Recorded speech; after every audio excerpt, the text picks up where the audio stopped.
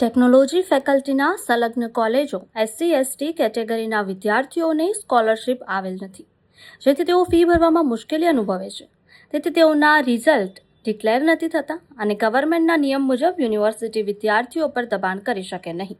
તેથી રિઝલ્ટ કાઢવામાં વિદ્યાર્થીઓની મુશ્કેલી પડી રહી છે અને સમરસ હોસ્ટેલ રજિસ્ટ્રેશનની છેલ્લી તારીખ નજીક છે. ટેકનોલોજી ફેકલ્ટીની સંલગ્ન SFI કોલેજોમાં હાલની ફીનું માળખું એવું છે કે કુલ ફીના અંદાજે 90% ભાગ કોલેજ ફી તરીકે અને માત્ર 10% ભાગ ટ્યુશન ફી તરીકે લેવામાં આવે છે.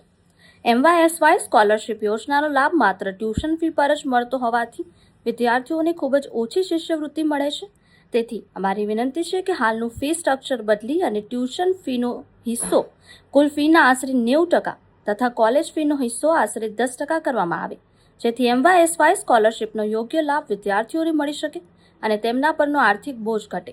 મહારાજા સયાજીરાવ યુનિવર્સિટી તથા ટેકનોલોજી ફેકલ્ટીમાં ગયા શૈક્ષણિક વર્ષથી NEP મુજબ ડિટેઇન પોલિસીમાં રાહત આપવામાં આવી હતી અને જેના કારણે ગોલ્ડન એટિકેટી ધરાવતા અનેક વિદ્યાર્થીઓને તેમનું શૈક્ષણિક વર્ષ બગાડ્યા વિના આગામી વર્ષમાં અભ્યાસ ચાલુ રાખવાની તક આપવામાં આવી હતી. આથી અમારી વિનંતી છે કે વિદ્યાર્થીઓના શૈક્ષણિક હિતને ધ્યાનમાં રાખી અને આ શૈક્ષણિક વર્ષમાં પણ એ જ NEP આધારિત રાહત તથા યથાવત રાખવામાં આવે. ગોલ્ડન એટિકેટી ધરાવતા વિદ્યાર્થીઓને આગામી શૈક્ષણિક વર્ષમાં પ્રવેશ આપી તેમનો અભ્યાસ સતત ચાલુ રાખવાની મંજૂરી આપવામાં આવે.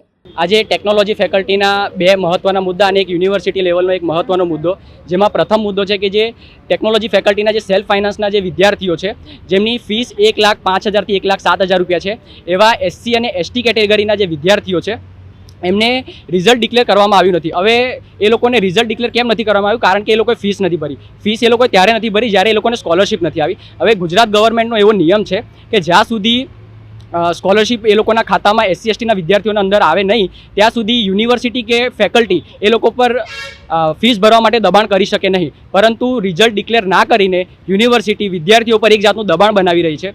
સમરસ હોસ્ટેલના જે વિદ્યાર્થીઓ છે એમાં જે આ સેલ્ફ ફાઇનાન્સના જે 10 થી 15 વિદ્યાર્થીઓ છે એ લોકોને રિઝલ્ટ અપલોડ કરવું પડે છે, કારણ કે એ લોકોને ન્યૂ રજિસ્ટ્રેશન સ્ટાર્ટ થઈ ગયા છે. આવતીકાલે એનો છેલ્લો દિવસ છે.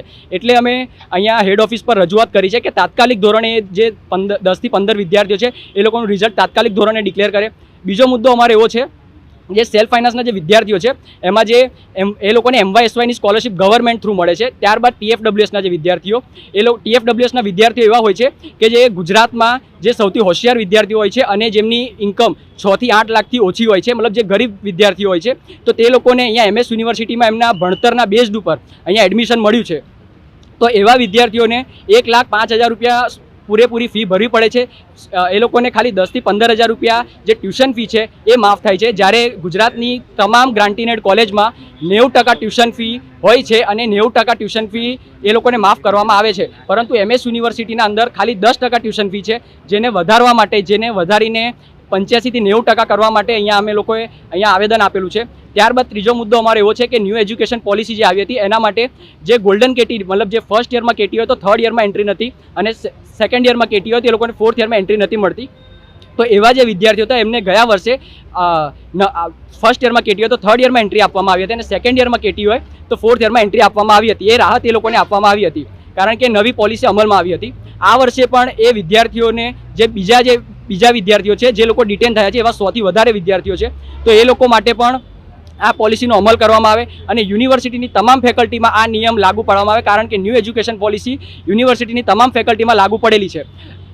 અગર જો આ નિયમ અગર યુનિવર્સિટીમાં લાગુ નહીં પડે તો 500 થી 1000 જેવા વિદ્યાર્થીઓ છે એમનું એક વર્ષ બગડી શકે છે. અને લાસ્ટ યર આ વસ્તુ થઈ હતી તો આ જે બીજા જે વિદ્યાર્થીઓ ડિટેન થયા છે આ વર્ષે એ લોકો સાથે આ નાઇન્સાફી છે અને એ લોકો સાથે આ યોગ્ય નથી. તો એના માટે જ આજે અમે રજૂઆત કરવા માટે આવ્યા છીએ અને અમે ડીન સાહેબને, અત્યારે અમે ટેકનોલોજી ફેકલ્ટીના ડીન સાહેબને આવેદન આપ્યું છે કે આ જે મુદ્દાઓ છે એનું તાત્કાલિક ધોરણે નિરાકરણ લાવે.